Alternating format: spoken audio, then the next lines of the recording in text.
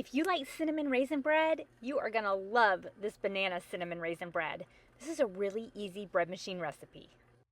To make this 1.5-pound loaf of banana cinnamon raisin bread, we're going to start with just under 1 cup of lukewarm milk. So you want this to be about 7/8 of a cup, just under 1 cup.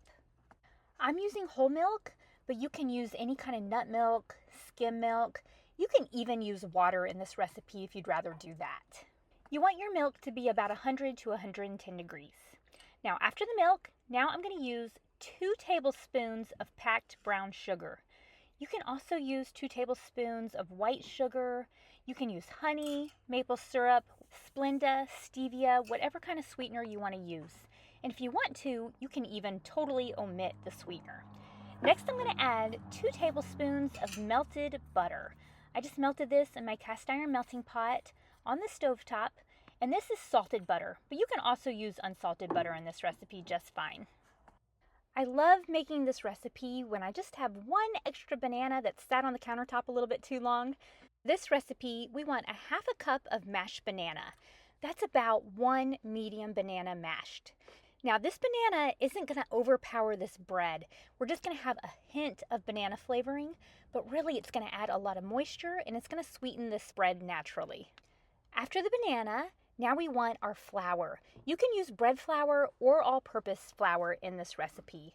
And for this 1.5-pound loaf, I'm going to use 3 cups of bread flour.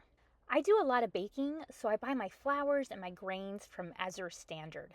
Makes it really convenient to buy it in bulk, and then I store everything in big 5-gallon buckets with gamma lids on top. It keeps it nice and fresh in my pantry. So 3 cups of bread flour or all-purpose flour for this easy bread recipe. Next, we want our salt. Now you can use any kind of salt that you want, but my favorite salt of choice is this Redmond's Real Salt. This is an ancient fine sea salt, and I'm going to use 1 teaspoon of this salt. Never pour your salt over your bread machine loaf pan with all of your other ingredients. You might oversalt, and it'll ruin your recipe. I definitely learned that the hard way. Now it's time to add the yeast. Today I'm using my SAF Instant yeast. You can also use active dry yeast, rapid rise, bread machine yeast, whatever you want to use, but we're going to add 1.5 teaspoons of this yeast. I store mine in the freezer, I get it out right in time to make bread, and it lasts forever that way. So this is one of the things that I like to buy in bulk. Now I'm going to get this bread machine loaf pan put into my bread machine. I'm going to wait to add the raisins and the cinnamon at the mix-in signal. That'll give my bread time for the gluten to develop, and we'll get a better loaf that way. This is my Zojirushi Home Bakery Supreme bread machine. This is my favorite bread machine. I recommend this to everyone. Now I have my bread machine loaf pan put into the bread machine. I'm choosing a light crust because that's what I like, and I'm choosing a basic white cycle. This will take a little bit more than 3 hours, but in just a few minutes, I'm going to check on my ball of dough and make sure it looks like it doesn't need more water or flour. And then at the mix-in signal, in about 15 minutes, I'm going to add my raisins and my cinnamon. It's been about 6 minutes since I started my bread machine. My dough has been mixing and kneading. All of the ingredients are well incorporated, and this is when I like to check on my ball of dough. This is the very most important part of using your bread machine. If you do this and make sure that your ball of dough looks good, your bread will turn out. Mine looks a little bit wet. It's sticking to the paddles a little bit, so I'm adding just a little bit more flour. I want this to be a nice smooth ball of dough, not sticking to the paddles, and this is looking a lot better. I'm going to give it a few minutes to mix all together, and then I'll recheck it. Now while I'm waiting for the mix-in signal to go off, I'm going to go ahead and prepare my raisins and my cinnamon. I'm going to use 3/4 cup of raisins. These are nice and fresh, they're plump. I didn't have to soak them, but you can soak yours if you'd rather do that. Now to the 3/4 cup of raisins, I'm going to add 1.5 tablespoons of ground cinnamon. Now you can choose how much you want to use. I think it's perfect with 1.5 tablespoons of this cinnamon, but if you want to use a little bit less or a little bit more, you can do that too. Now I'm going to mix these together really well, and what this does is it coats the raisins and it helps them to suspend in our dough. It helps them to not all fall to the bottom so that all your raisins aren't stuck at the bottom of your bread. Now that these raisins are prepared, I'm going to wait just a few minutes until my bread machine beeps, and then I'll know to add these raisins at the mix-in signal. That beep that you hear is the mix-in signal for my bread machine. Now I know to add my raisins and my cinnamon. Now you can technically add them at the very beginning with everything else.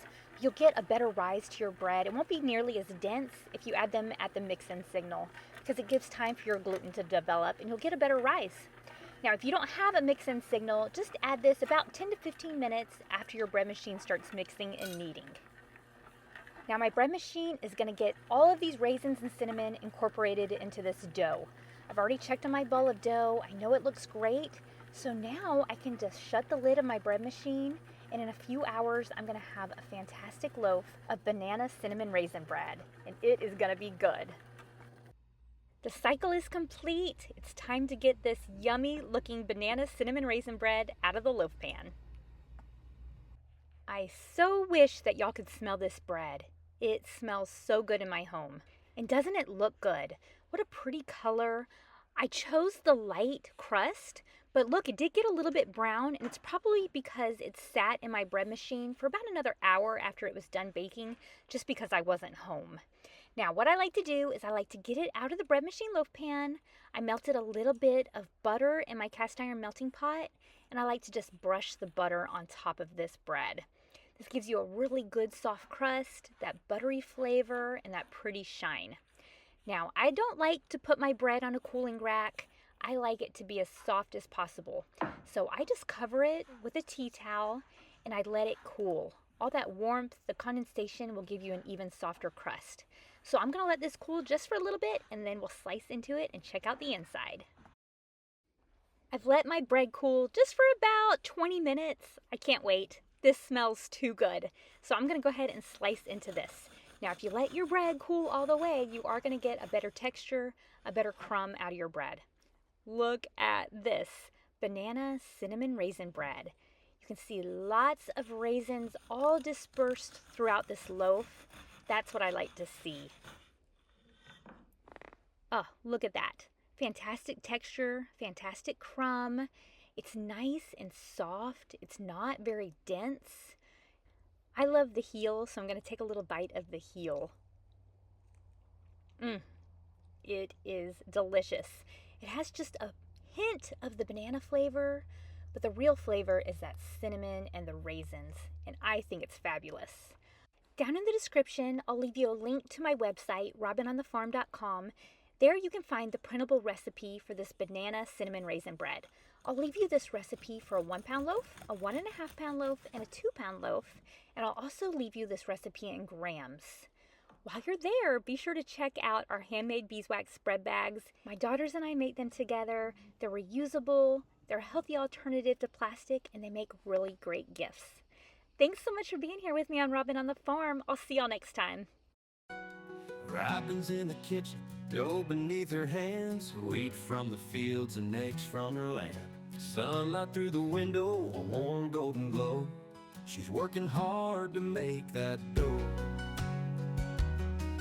With flour on her apron, loving each need.